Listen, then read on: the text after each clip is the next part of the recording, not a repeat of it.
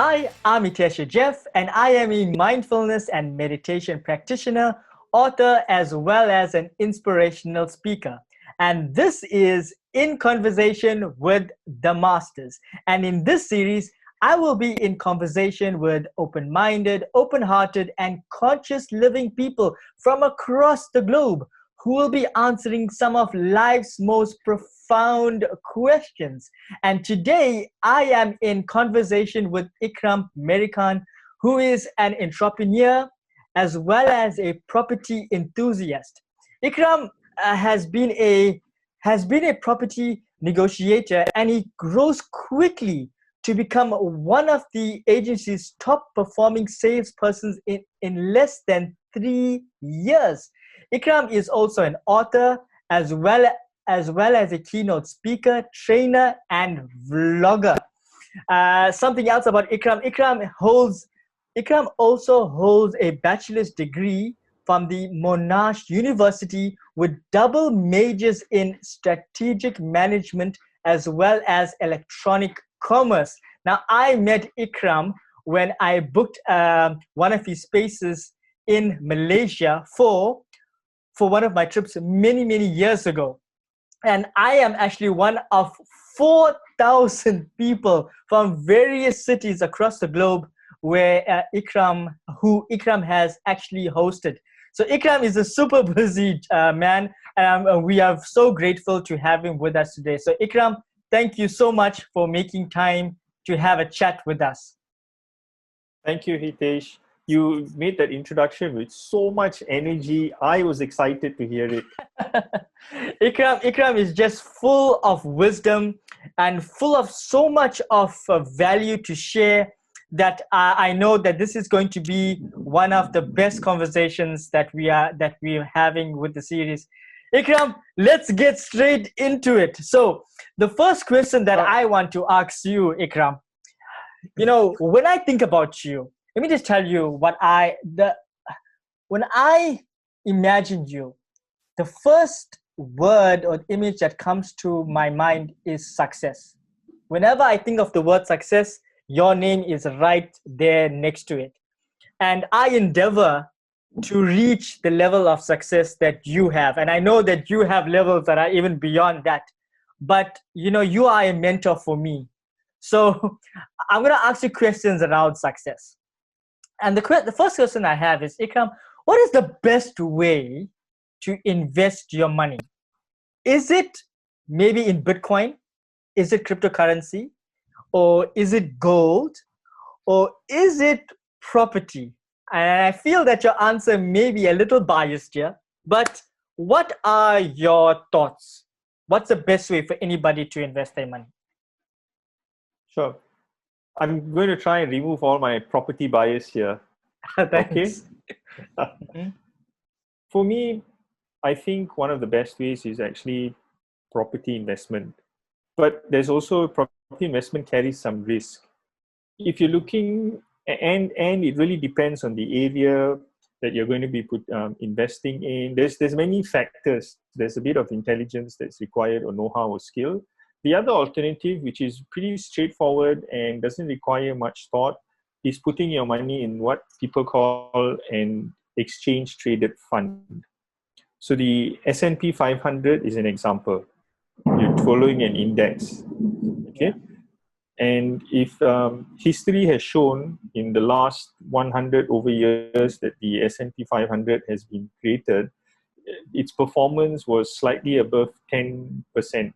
Or was it 10.2, thereabouts, on average annually. If you put that in perspective, meaning a 10% average return, and you're willing to save, that means every month put aside a portion of your income or your earnings into this S&P 500 fund, the compounding effect will do the rest. It's like magic. So I think it was Warren Buffett that said, compound interest is the 8th wonder of the world. Yes, correct. So if you really want to make good money investing, it's a question, you need to find somewhere that gives you really good returns. So ETFs does that. And the other thing is you need time. So the earlier you start, the better. The sooner you start, the better. Someone who starts investing, saving should always be a part of your a habit. It should. I started saving late, unfortunately, and I only started doing it after meeting my mentor, because until then I am a borderline millennial. So I was born just 1978. Millennials, I Yeah, think, are 82. But my yeah, lifestyle was millennial lifestyle. So I like spending first and thinking about tomorrow later. It was fun, but I realized later on that savings is very important. So if you want to invest your money, first and foremost, you need to have a habit of saving. That's the only way you're going to have extra money to invest. And then ETF, something like the S&P 500, that's your best bet.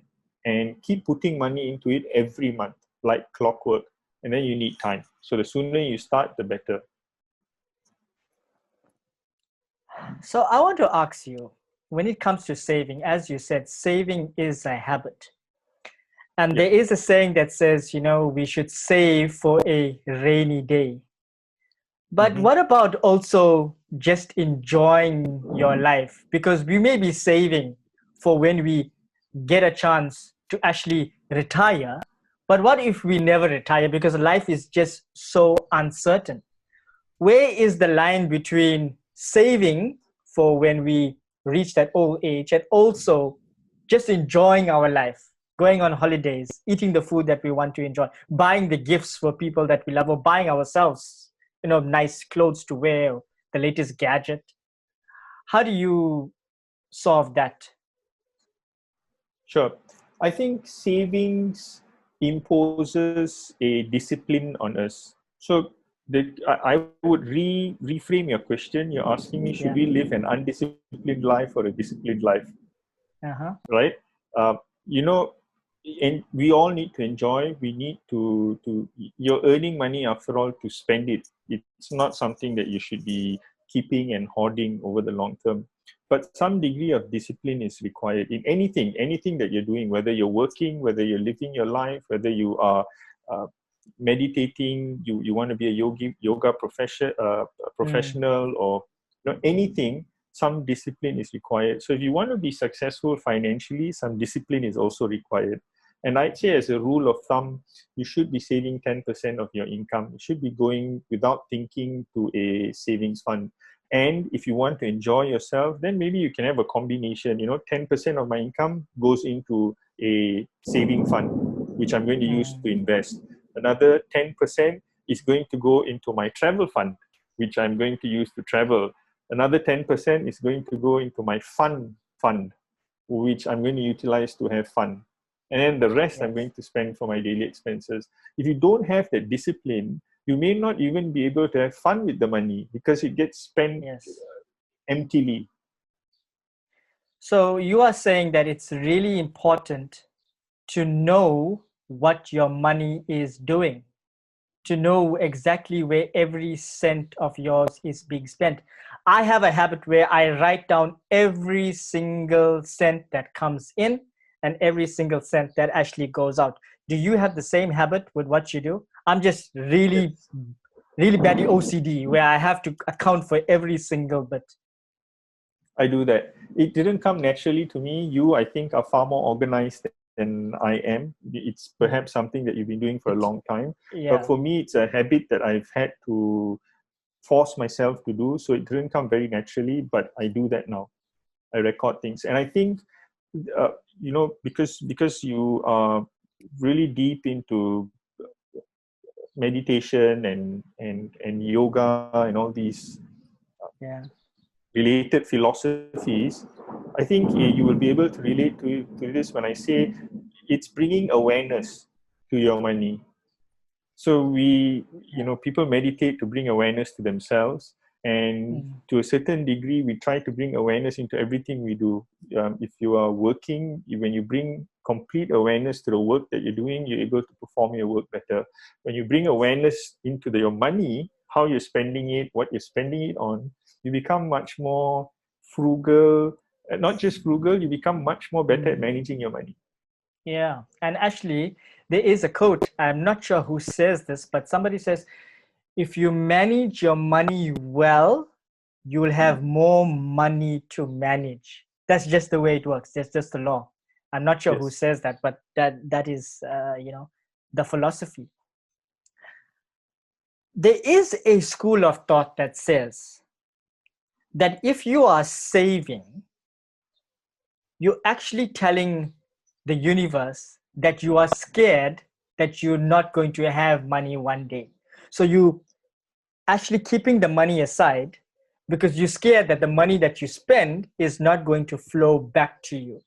What are your thoughts on that? Do you agree, or do you feel that no, it's important to save? I just want your thoughts. Sure. I completely disagree. And Yeah. the reason for it is, yes, we're supposed to send out the right vibes and the right thoughts out into the universe, because the thoughts make our reality. But then there's a line that needs to be drawn. For example, if I'm driving and I'm cautious with Mm-hmm. my driving, am I sending out thoughts to the universe that I'm afraid I'm going to meet with an accident? Yeah.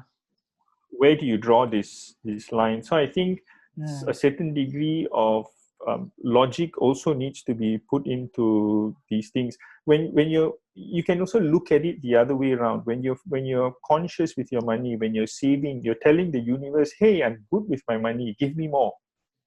Yes. Yes.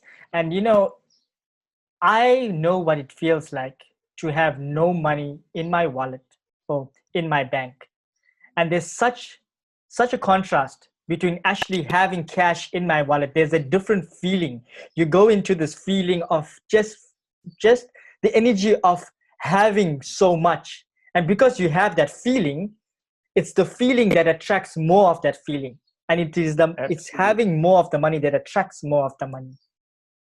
Yes, I So completely agree. I completely agree with you. So, times when I've been broke, terribly broke. I can yes, relate one story which I tell in some of my public talks.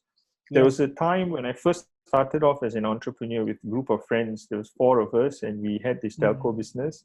It later became today it's one of the most successful telco contractors in Malaysia. But at that time, we were struggling and starting out. We had we had maxed out all our monies, credit cards, banks. Our wives were helping to support us. Basically mm, every bit of money that we had was spent trying to keep the business afloat. And there was this one day we were going to do this presentation, and we're going to ask for 14 million ringgit. That's the equivalent of, say, 3 million US dollars in funding, right? And a government agency reorganized this meeting. They said, okay, we'll meet you guys. So here we are going to go to ask for $3 million, and none of us had a single cent in our pockets. And we went in one car, which was my partner's car. His car, when I sat inside, I saw the needle, it was at E, and it was nearing empty. But we had become so good at gauging exactly how long the car can go at E, right? We mm, were living on the edge in that sense. So I got in the car and I asked my friend, I said, hey, it's on E. Do you think we can get through a meeting? She said, don't worry, we can. I think we've got another 20 Ks left in the car. So yeah. we got into the car and we're on our way, and about 7 kilometers along the way, the car stops because it's run out of petrol. Mm, None of us had any money to get petrol. None of us had any money to call a cab and continue. And we were standing there. And at that time, it just hit me like a ton of bricks. I was like, oh my God, we are completely helpless. So that was a sad moment, but it was also a defining moment for me. I thought mm, that no matter what, I'm going to make this happen. And we had to call a friend who came, and we used the pipe and sucked on the pipe a little, so petrol comes out from that mm. car and goes into this car, fill it up a little, and we went for this meeting. So I completely understand when you say being how it is being broke. But Yeah. then when you feel that way, when you don't have much money, for some reason, I noticed it was very difficult to make more money. But when you change your energy, when you start to feel, and that happens when you start having a little bit money, you'll notice that when you have some money, it's quite easy to get more money. And when you're broke, you start wondering, why is everything not working out? Why are deals not happening? I think it's that feeling that you're talking about. When your wallet is full, you feel secure. You start to send out these different vibes. So whether I've learned that whether I've got a lot of money or little money in my wallet, I need to feel comfortable and feel this abundance all the time. Yeah, you don't have to feel secure or happy based on anything that is on the outside of you, whether it's a relationship or whether it is money or a house or a car. You don't need a thing in order to feel secure and safe and of value and worthy, because it's just your presence in the world, your personality, your character. The most important value that you bring to the world is how you serve the world, and that is far more important than money. But I find that the more you focus on serving, the greatest your self-worth goes up, and the greater your self-wealth also goes up, because there's some kind of correlation between self-worth and self-wealth. They somehow are actually linked. Because if you think that you are valuable, then the world will also find you valuable. Ikhram, do you think that luck has any space in having money? Do you think that we need some element of luck? No. I used to think that an element of luck was necessary, but I don't think it is, because I strongly believe that you make your own luck. So there's this famous quote, luck is 90% perspiration and 10% opportunity. Mm-hmm. I think that's absolutely true. You make your luck. So if you there's another saying. Someone said this, and I can't remember who. He said, "Show me your friends, and I'll tell you how successful you are." Correct. Because there's many things about us, how we live our life, how we do things, how much effort we put into the things that we do, that actually are ways to gauge how successful you're going to be, either financially or in your work or in life in general. And if you can get those things right, meaning the way you do things, the way you plan your life, the way you manage the things that you do, the kind of effort that you're putting into your work, if those things are fixed, it appears that luck comes naturally. So it is within, to me, it is within your control. It's something that you have complete ability to determine. I don't agree 100% with what you are sharing, which is great, because then we can have a conversation even more about this. And I'm hoping to have more disagreements with the masters that I talk to, and not just agree with everything they're sharing, because it just makes for far more interesting conversation. Of course. Let's just say you and I do the same thing, right? So we both work with each other, and we say, right, every day we're going to be releasing one new video every day, or one new blog post every week, or whatever it is, but we are going to be doing taking the same action steps. We both agree these are the steps that we are going to take, and we follow this formula, this recipe. But it can be that you start gaining a larger following within 6 months, but it takes me 6 years maybe to actually get there. How do you explain your success earlier than mine?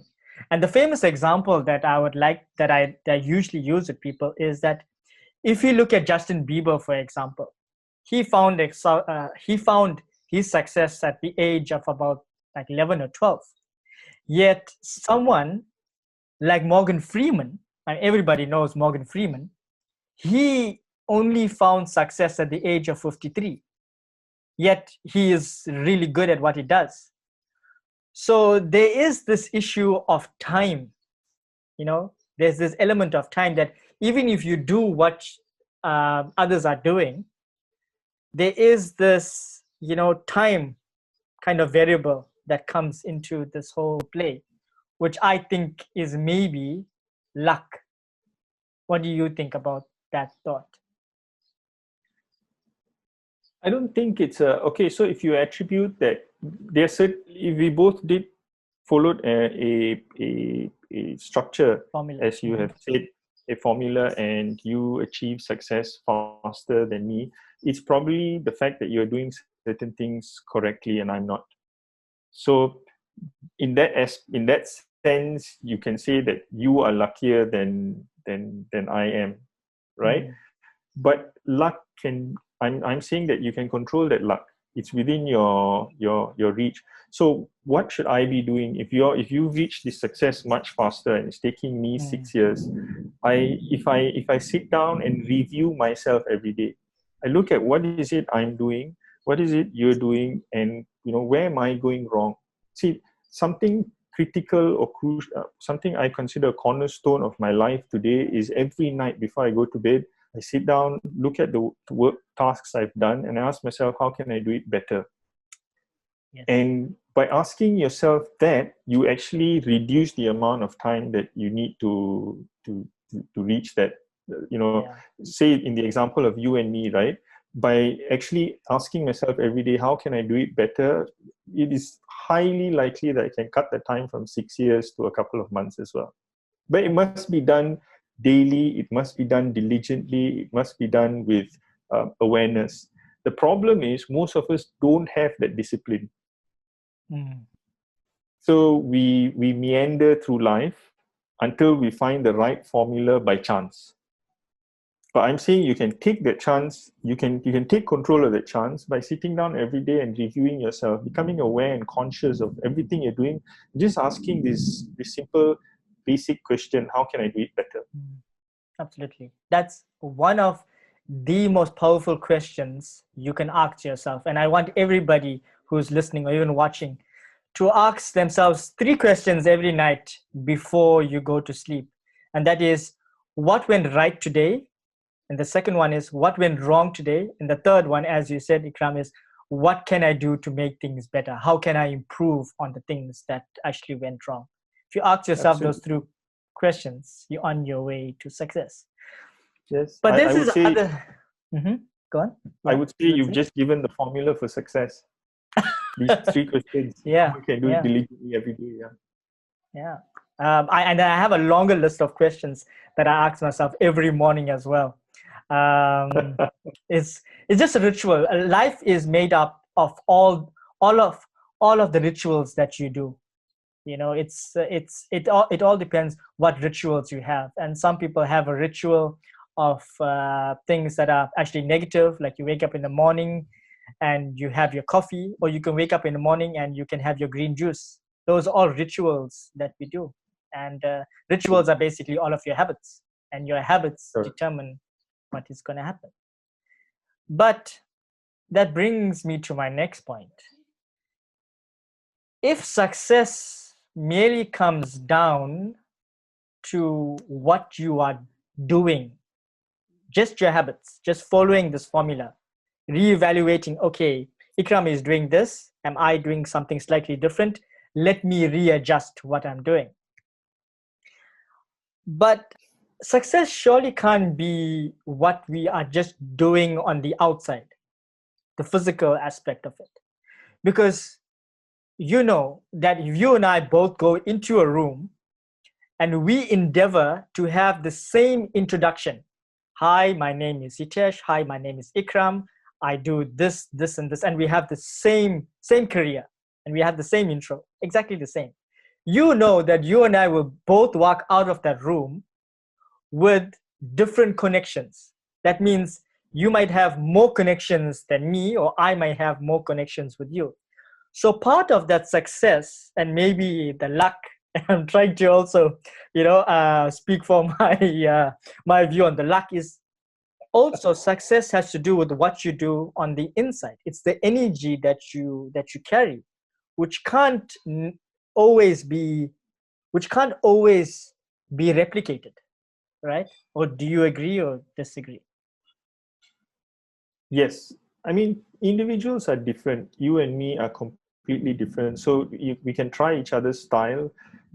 I mean, we can try following one format and trying to follow this format to the letter, but it's going to come out different if you do it, and it's going to come out different if I do it. What that says is we're unique in our own way, and therefore, I shouldn't be trying to copy your format and vice versa. Again, I think it boils down to reviewing yourself. So every time you make a presentation, you come back and the question you should be asking is, how can I do it better? Was I satisfied with this presentation I made? If I'm not, what can I do that can make this better? And it's these small improvements. I read this very often. A lot of people talk about this. When you go into the Olympics, for example, between the person that's going to get the gold medal and the person that's going to get the silver medal in a race, in I don't know what it's called, not marathon, but the sprint, right? Yeah. It's only a couple of seconds, the difference, usually. Yes. Now, for that couple of seconds, to make that couple of seconds difference, the amount of effort and work that goes into it is tremendous. They're looking at their diet, they're looking at their mental state, their physical state, how they sleep, the shoes, the equipment they use. There's so many variables, and each one of these variables, they go so deep into it. And that's what makes one guy win a gold and the other guy get a silver, and another person, between an Olympic sprinter and one else who sprints out. Again, the difference, a normal person who runs, right? The difference is not going to be 2 minutes or 3 minutes. It's a small gap. Yeah. But the amount of effort that is put into this, simply being constantly looking at how I can improve, how I can make myself better in every aspect. If that is done, every presentation you make is going to be great. You're headed for world class. So there was a study done, and I'm just going to continue with what we're sharing because I find it really interesting. There was a study done where they took 3 groups of people. The first group, they had them practice throwing a basketball into a hoop. So they would spend time practicing throwing. The second group did nothing. So they had no practice. And then the third group, they closed their eyes and they imagined throwing the basketball into a hoop. So there was no actual physical practice of throwing the ball. And after some time, they made each of the groups throw the basketballs into the hoop. The group that had no training did really badly. So they did not, get as many balls into the hoop. Whereas the group that physically trained and the group that imagined training, they found that they had actually similar results. So the point that I want to bring home here, if you look at people such as McGregor from the UFC, you have to know him, right? Really famous guy. Even if you look at Muhammad Ali, famous boxer, these guys were on top of the game with their mind. They absolutely believed that they were going to knock somebody out. So it was not just the training that they were doing, but the mindset of just, I believe that I am going to win. Because if you have 2 athletes, both following the same diet, both spending the same amount of time training, even both having the same coach, but what it comes down to the end of the day, the difference between the winner and the loser is the guy or the girl that stands on that starting line and says, I know I'm going to win. Do you feel that? And I would like to call that maybe luck, that energy that we carry, that belief. Or the mindset? Well, I think it plays a role, definitely, but luck has to be tempered with training, with all these other things you mentioned. So if I take the example to the extreme, for example, I say I'm confident and I know that I'm going to win an Olympic gold medal, having never run before, but I'm going to do it and I'm going to win it. The chances of me winning an Olympic gold medal is very slim. I can't compete with the training of someone Absolutely. else, right? So, yeah, a certain degree of training is required and a certain degree of mental confidence. And that confidence, I believe, also comes through the training. So, as you train and as you train and you get better at what you're doing, and you know that what you're doing is you're putting your best effort. You see, Muhammad Ali, Ewan McGregor, when they train, when they're practicing, they are absolutely sure that they're putting in their best. So it gives them a right to have that confidence. I am going to go in. I am going to win. So this whole thing has to be tempered with reality, Mm. meaning the practice, the awareness, the consciousness, looking at yourself every day and saying, how can I do this better? And being absolutely sure that you're putting in your best. Mm. I like the way it was actually the Egyptians that says matter without spirit is motionless. So the body without the soul is motionless. And spirit without the body, without matter, is expressionless. In other words, you need both matter and energy in order to have the experience. So, Yes. in whichever percentage it is the doing and it is the being, in whichever proportion, that ends up you having success. In other words, it's the habit with a combination of the luck that brings success. And that's that's where I'm gonna stick, with my understanding. Sure. Do you I'm not agree, going to or did? argue with that. Uh-huh. Yes, maybe to a certain degree luck, but I completely agree that the spirit and the body needs one another. It's anything you do, it's a mental and a physical thing. You need to spend equal amounts of, even when you're doing work, for example, I work with lots of entrepreneurs, up and budding entrepreneurs, and research has shown this. I've seen this with the entrepreneurs I work with.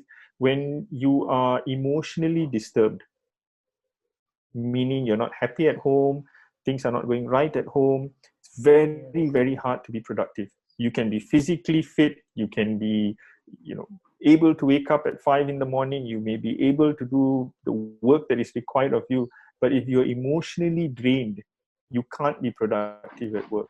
So it is very, very important. My mentor was always focusing on my emotional state. He Absolutely. always told me, every time we met is, how are you? Are you okay? How's everything at home? And he kept making sure that I ensured that that part of my life was happy, because Yes. only by doing that can you go out and be productive in your work. So it's a duality. You need to be fit inside and you need to be fit physically. That I completely agree with you. Absolutely. Even if it's just that 1%, as you shared in the beginning, that success is maybe 1% luck and 99% maybe perspiration. But it's the percentage that goes up and down. We never know what it is. But speaking of emotions, you actually spoke about Warren Buffett earlier on, and he also says what you just shared, that until we get our emotions in check, you will never be wealthy. That's what he Yes. shared. More or less, that's what he says. Do you agree, Ikram, that then everybody can be rich? Yes. I think everybody can be rich. it is a question of whether you want to be rich or not. And just simply saying, I want to be rich is not sufficient. You Yes. need to really, really want to be rich internally, and it needs to reverberate inside you.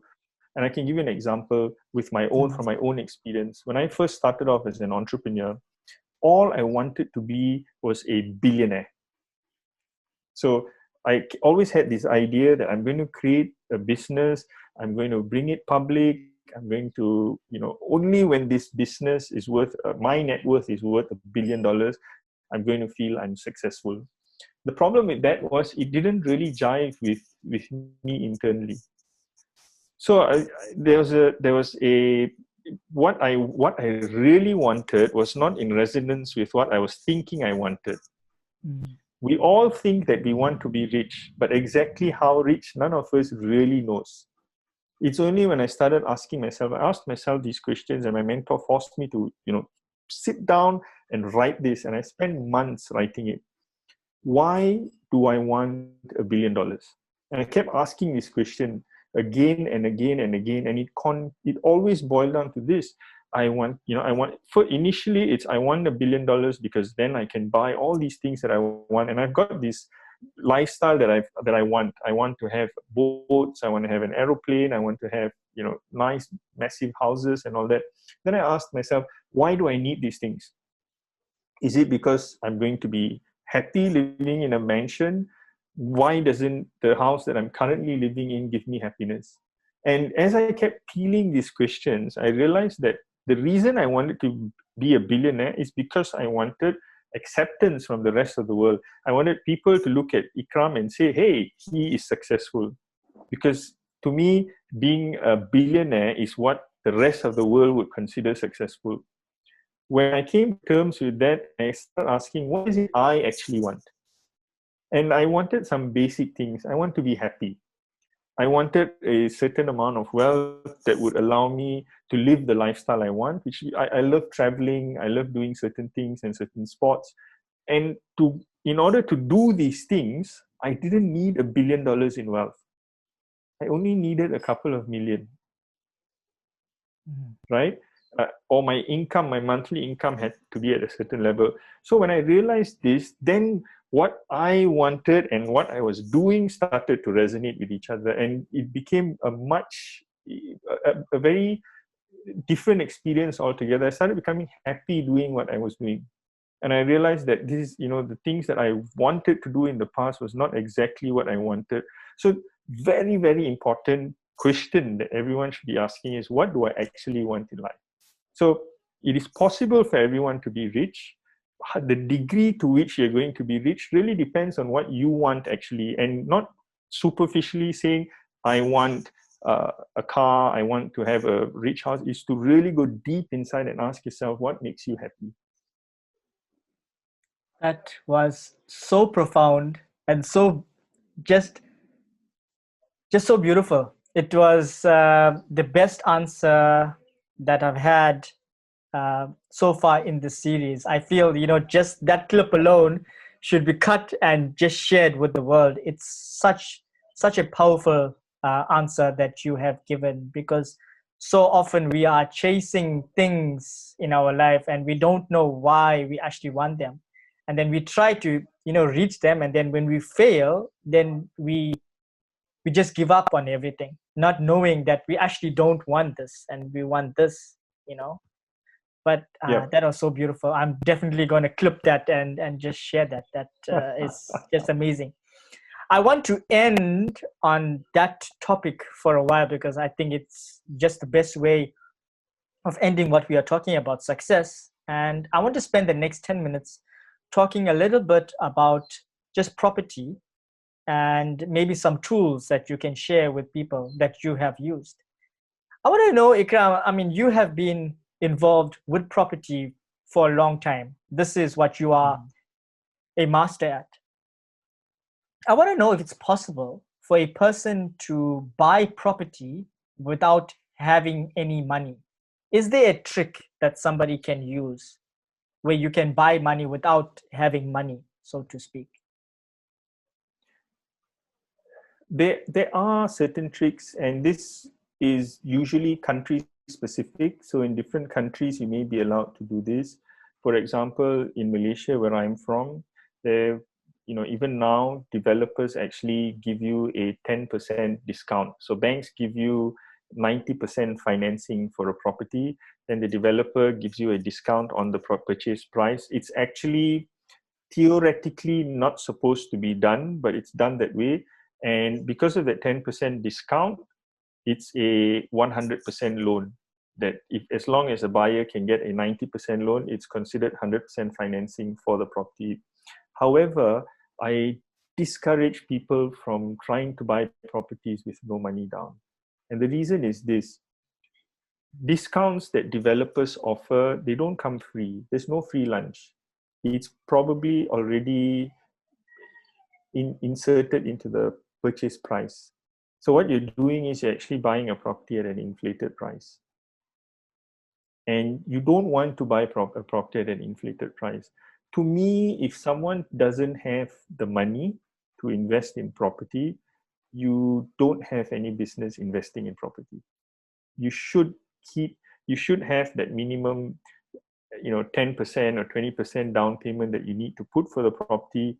You need to be able to renovate the property. You need to have the necessary cash flow for it. A lot of people overextend themselves through financing, and they just think, oh, it's very easy for me to pay my monthly installment. But hey, owning a property is more than just paying a monthly installment. There's annual repairs, there's maintenance, there's taxes, there's insurance. There's going to be, if you're buying for investment, there's going to be periods where your property is vacant and you're going to have to pay the installments with your own cash. So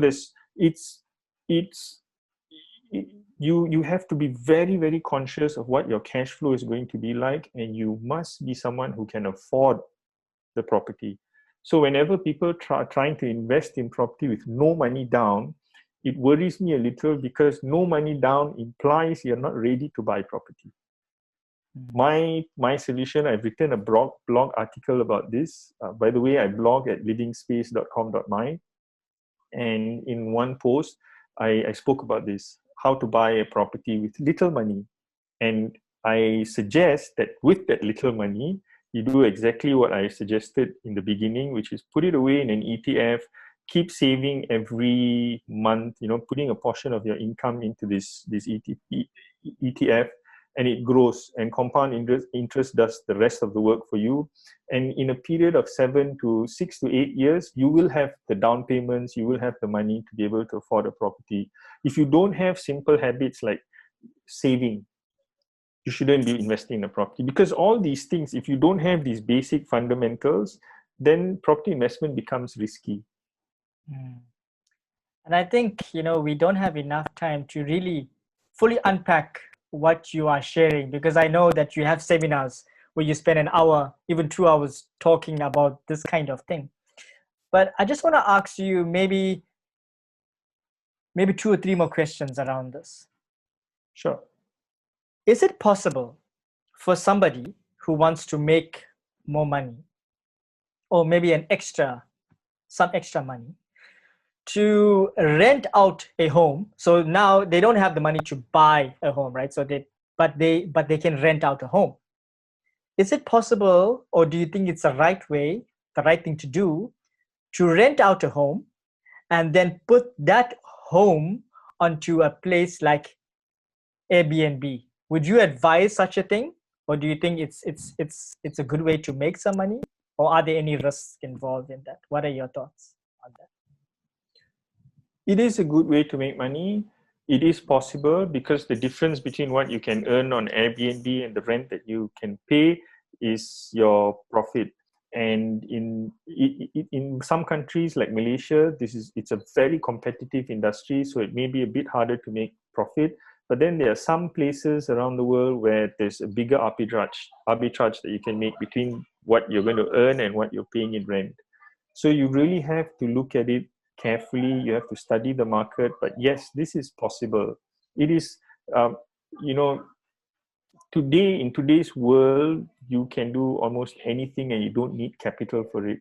Examples, Airbnb itself, they're the largest provider of accommodation in the world, but they don't own any of the properties. Uber is the largest provider of transportation in the world. They don't own a single car. Facebook is the largest provider of content in the world. They don't own any of the content. So ownership is not really that important. As long as you have control over the asset, you can make money out of it. But trade carefully. If you're looking at serious profits, it's not sufficient to rent one house and put it on Airbnb. You may have to, expand. It might have to be 20, 10, 15 houses. Mm.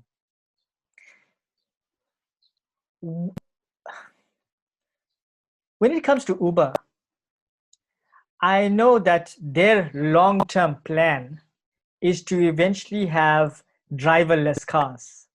So eventually you will actually call an Uber and you'll have a car show up at your place, and there'll be no driver inside. You just get in and the car will take you to wherever you have to go. Where do you think that Airbnb is going to go from this point on? Because there has been a lot of flack that Airbnb has taken. And I know that you also have seminars around this and you have spoken about this, where there's a lot of laws now coming into place where it's harder for people to rent out their homes. What do you think, in your opinion, is the future of Airbnb? I think a certain degree of automation might take place in Airbnb. So we're already seeing that happening. Airbnb is asking hosts to automate the entire check-in process, meaning a guest can now go to book an Airbnb, never meet the host, enter the apartment, stay, and then leave. Host and guest never meet, but the whole transaction takes place. In the future, you've got the Internet of Things, you've got robots, AI. So all these things are going to facilitate. I think automation of the whole Airbnb process is going to definitely take place. It's just a matter of how long. On the other side, on the other end of the coin, Airbnb is a new technology, and many cities are grappling with the disruption that it's caused.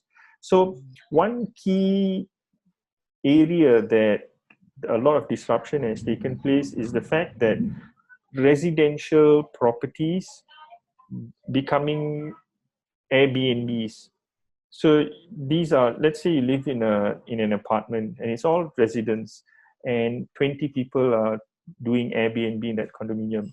So you've got 20 apartments with guests coming in and out. Sometimes it's for parties, it's total strangers. It may be, usually when these guests don't stay in the apartment, there is less concern for order.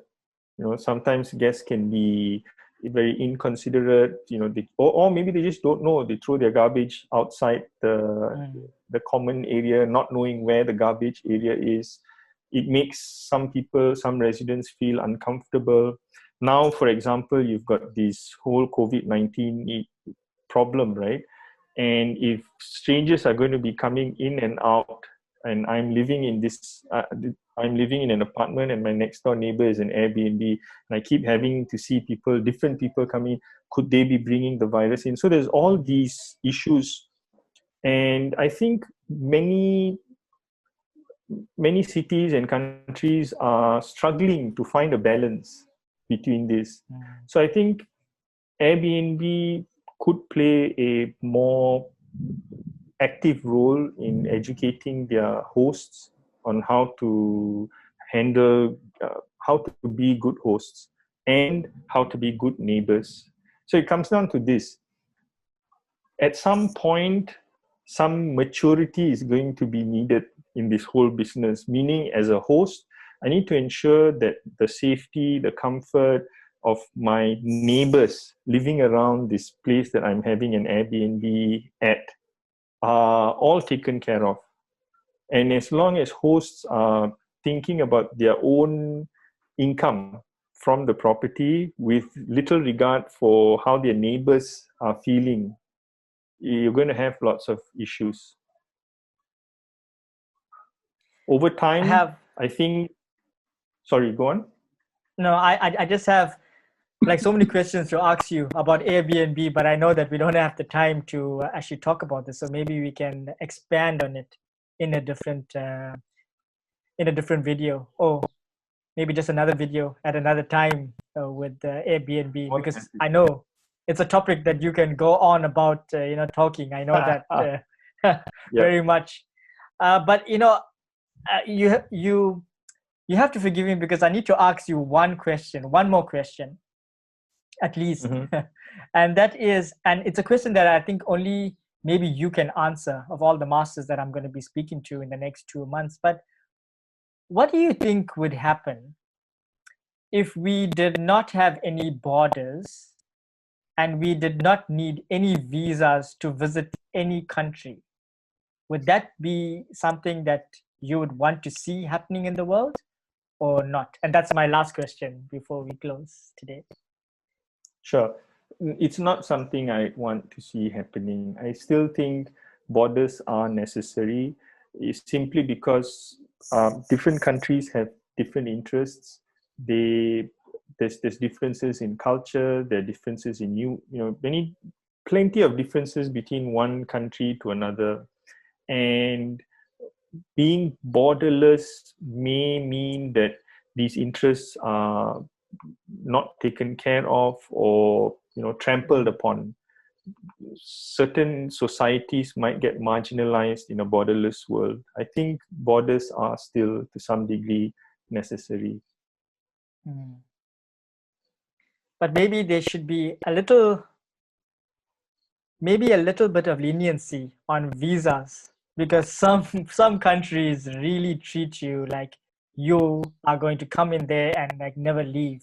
Just because a few people never leave, it doesn't mean the rest of us are just going to come in there and settle down in Malaysia or Australia or the US or UK. So maybe not be so strict, but I'm sure they have their reasons for. I mean, in anything that's done, balance is important. It's unwise to take extremes. So while I say that I don't think a borderless society is going to be good overall, I also don't think people need to be, I don't think we need to be paranoid. I don't think we need to be obsessive. I don't think we need to build walls on our borders. Yeah. Absolutely. I have no idea what I would do if I had to apply for a visa every time I came to Malaysia, because I actually regard Malaysia as my second home. I just love your country so much. I love the food. I love the weather. I love everything about Malaysia. I mean, no country is perfect, but just as a tourist, I really enjoy everything that Malaysia has to offer. And anybody that has not been to Malaysia should please visit, because you haven't experienced food and you haven't experienced culture really until you've been to Malaysia. And if you get to Malaysia, who knows, you might meet the incredible master Ikhram. Yes, just give me a shout out on Facebook. My Facebook account is the same, it's spelled like my name, which I think appears somewhere down here. Facebook/Ikhram Merican Official. Send me a message. Yes. And Ikhram, thank you so much for making time to be with us today. We really appreciate everything that you shared, and it's been a really enjoyable talk that we've had. So thank you so much. Thank you. My pleasure. It's always a pleasure speaking to you, Hitesh. Thanks. And thank you for watching and listening. If you enjoyed this conversation, please share it with your friends. And if you want to see more of Ikhram, please let me know in the comment section below. So until our next episode, bye now.